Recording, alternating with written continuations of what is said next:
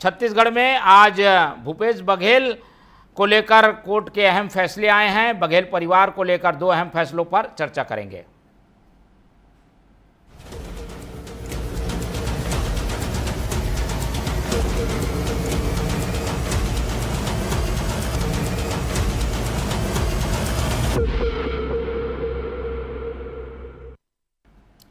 तो आज का दिन बघेल परिवार के लिए काफ़ी अहम, क्योंकि पिता और पुत्र दोनों के लिए आज फैसले का दिन था। जैसा कि हम पहले बता चुके हैं कि भूपेश बघेल ने सुप्रीम कोर्ट में एक याचिका लगाई थी। एक तो अपनी अग्रिम जमानत के संबंध में उसमें जिक्र था, दूसरा एक महत्वपूर्ण कानून जो कि पूरे देश में चल रहा है, जो कि ईडी को शक्ति प्रदान करता है, PMLF कानून को एक चैलेंज करते हुए याचिका उन्होंने लगाई थी। इन दोनों के संबंध में आज सुप्रीम कोर्ट का फैसला आ गया है।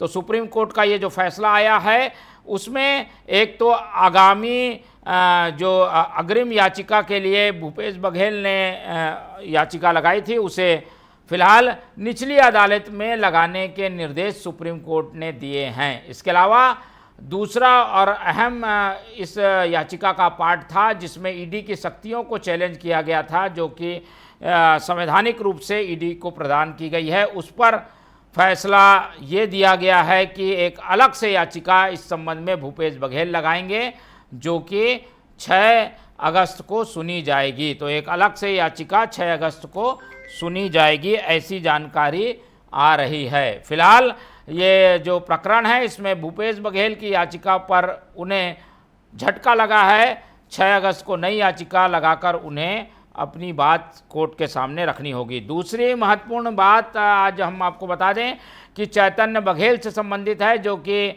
जिनकी आज न्यायिक रिमांड खत्म हो गई, और न्यायिक रिमांड खत्म होने के बाद फिर से कोर्ट ने 14 दिन की न्यायिक रिमांड बढ़ा दी है, और इस तरीके से अब उन्हें करीब 18 अगस्त तक जो है वो रहना होगा जेल में ही। तो याचिका एक बार फिर से रिमांड बढ़ गई है चैतन्य बघेल की। भूपेश बघेल को भी झटका लगा है और रिमांड बढ़ने से चैतन्य बघेल को भी। तो बघेल परिवार के लिए कोर्ट का फैसला आज उनके पक्ष में नहीं आया। क्या हुआ है इन दोनों फैसलों पर रुक कर लेते हैं। ज़्यादा जानकारी के लिए हमारे संवाददाता प्रियांशु कश्यप हमारे साथ जुड़ रहे हैं। तो भूपेश बघेल और चैतन्य बघेल दोनों पर कोर्ट का जो फैसला आया है उस पर क्या अपडेट है, जानने के लिए रुख करेंगे हमारे संवाददाता प्रियांशु का। प्रियांशु, बताइए इन दोनों खबरों पर क्या अपडेट है।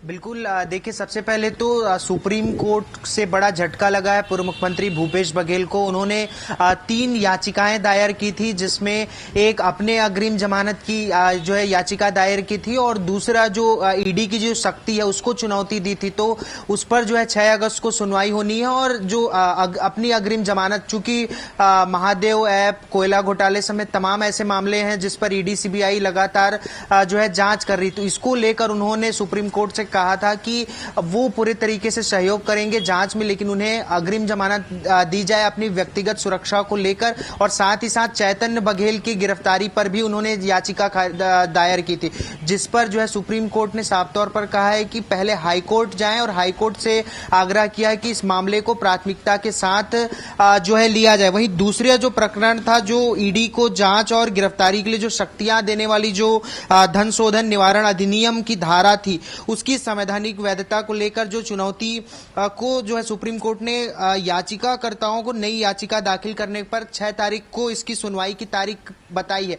वहीं दूसरा बड़ा झटका लगा है चैतन्य बघेल को कि जो ईडी की विशेष जो कोर्ट है वहां से जो है 14 दिन की और न्यायिक हिरासत बढ़ा दी गई है, यानी अब 18 अगस्त को अगली सुनवाई होगी। तो जिस तरीके से जो है चैतन्य बघेल की गिरफ्तारी हुई, उसके बाद अब अलग अलग रिमांड की जो तारीख है वो बढ़ाई जा रही है। इससे ये कयास लगाया जा रहा है कि जिस तरीके से कवासी लखमा जो तत्कालीन आबकारी मंत्री हैं उनको वो लगातार बीते साल भर से लगातार जेल में, इसी तरीके से क्या चैतन्य बघेल की भी लगातार न्यायिक हिरासत बढ़ाई जाएगी और उनकी मुश्किलें बढ़ती जाएंगी। और दूसरी ओर जिस तरीके से पूर्व मुख्यमंत्री भूपेश बघेल एक तरीके से आशंकित हैं कि उस पर भी ईडी सीबीआई की जो है की आंच पहुंचेगी, जिसको लेकर वो लगातार अग्रिम जमानत की जो है बात कर रहे हैं, सुप्रीम कोर्ट का दरवाजा खटखटा रहे हैं। तो कहीं ना कहीं उनको एक डर डर नजर आ रहा है कि ईडी और सीबीआई उन तक भी पहुंच जाएगी, और उससे बचने के लिए या फिर अपनी सुरक्षा के लिए जिस तरीके से सुप्रीम कोर्ट तक पहुंचे, और सुप्रीम कोर्ट ने साफ तौर पर कहा है कि हाई कोर्ट तक जाइए, हाई कोर्ट इस पर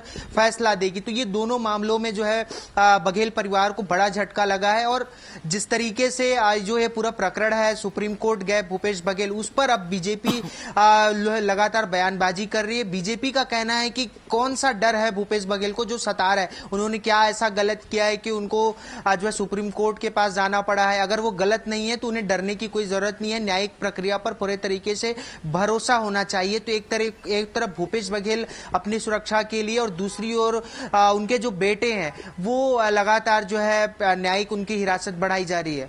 जी बिल्कुल, तो आज दोनों ही मामलों में एक झटका लगा है भूपेश बघेल परिवार को।